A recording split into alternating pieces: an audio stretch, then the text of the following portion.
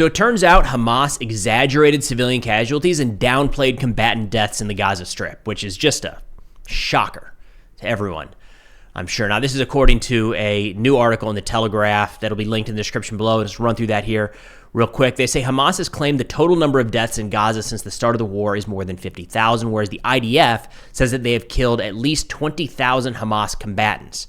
They say after studying the Hamas casualty updates for March, the Telegraph reported last week that the numbers had drastically been altered.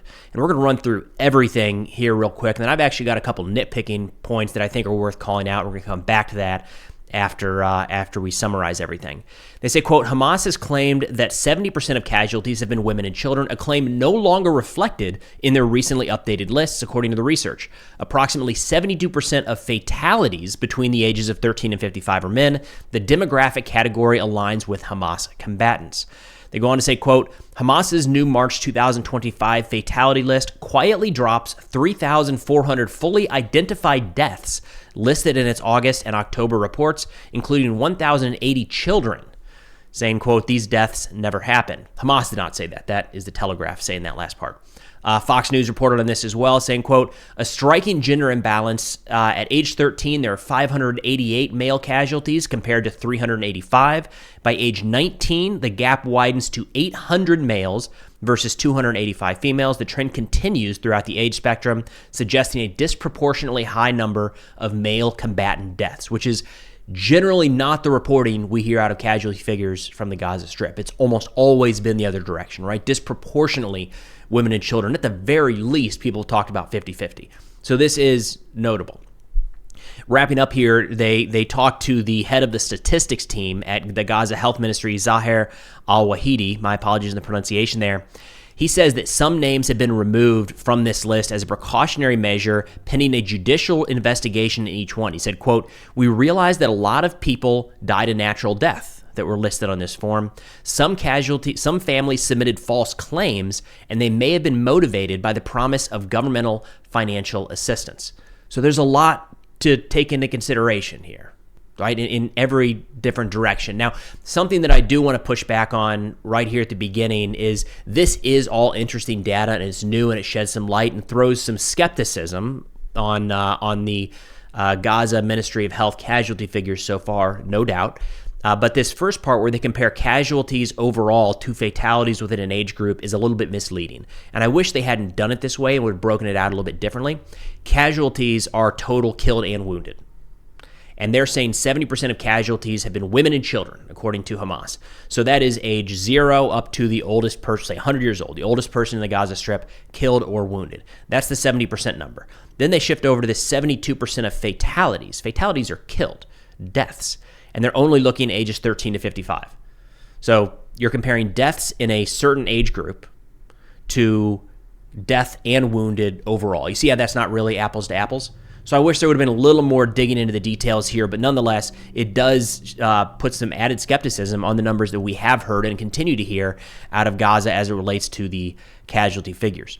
Now, continuing on here with Israeli operations in the Gaza Strip, they say they carried out over 45 airstrikes against a series of targets in the last 24 hours that included weapons manufacturing sites, rocket launch locations, buildings used by Hamas, weapons depots, and then, of course, Hamas operatives.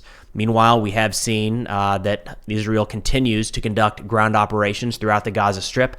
I've got a map of control here showing generally what that looks like right now. You'll see the red areas are areas along the border, right on the outskirts of Gaza, where Israel has reestablished control of that portion of the strip, a bit of a buffer zone, if you will. They've also pushed through the Netzarim axis in the center of the Gaza Strip, and they've been slowly expanding that in a couple of different directions. And then right now we're seeing a significant increase in the operational pace of the pace of operational activity in Rafah, the southern portion of the Gaza Strip, along the border with Egypt. Now, an interesting aspect when looking at ground operations is there's actually not been a lot of direct fire engagements at this point.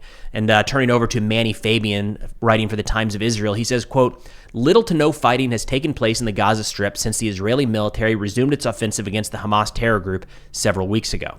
The Israeli Defense Force have advanced in the Strip south, capturing the so-called Meringue Corridor, located between the Palestinian cities of Rafah and Khan Yunis, vastly expanded its buffer zone along the Gaza border, carried out over 1,000 airstrikes on Hamas targets, eliminated more than 40 senior officials and mid-level commanders, and located several new tunnels.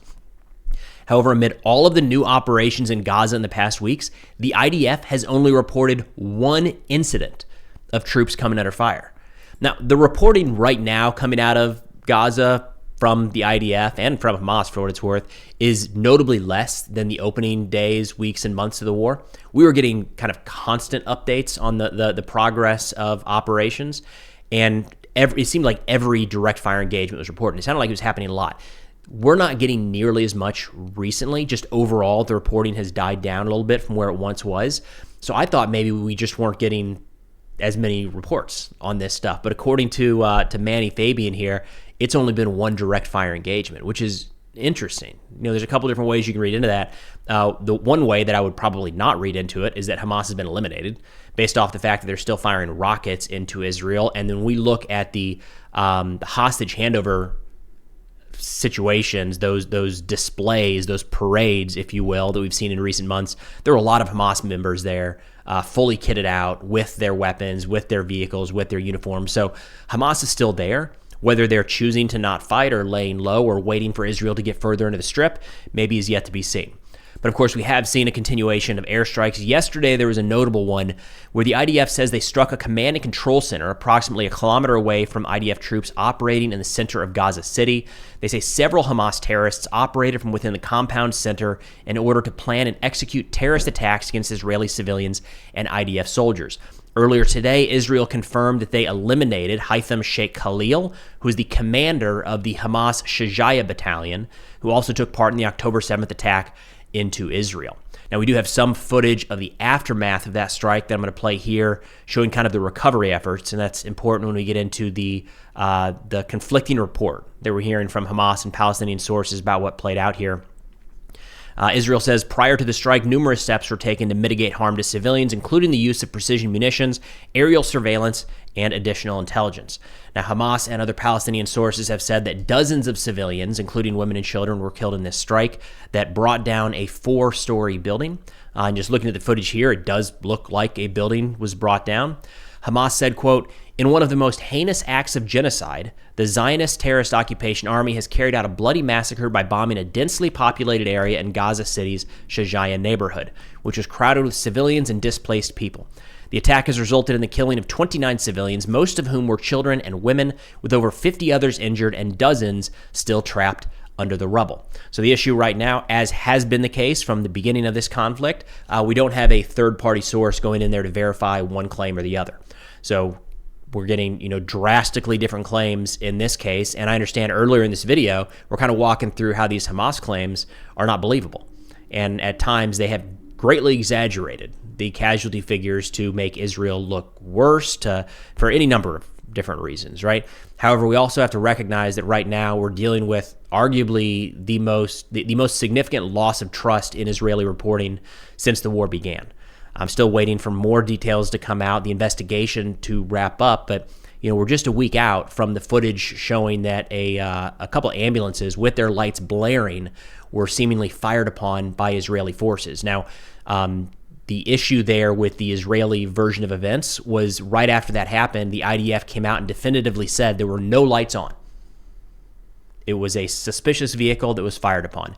And people get things wrong, militaries get things wrong, reporters get things wrong, but that was so drastically different than what we saw in the footage that came out later that there's understandably so some added skepticism right now to the official IDF version of events. So I've said it before, I've said it 100 times before, getting third parties in there to verify this type of reporting would be beneficial. We just don't have that today. So as it continues, somewhat conflicting reports. Now, the death of the battalion commander, Haitham Sheikh Khalil here, was reported by other Arabic sources. So that, at the very least, seems accurate. But in terms of the additional details of the strike, you got a Hamas version and you got the IDF version, if you will. But that's all I got for now. Thanks for watching, and I'll see y'all next time.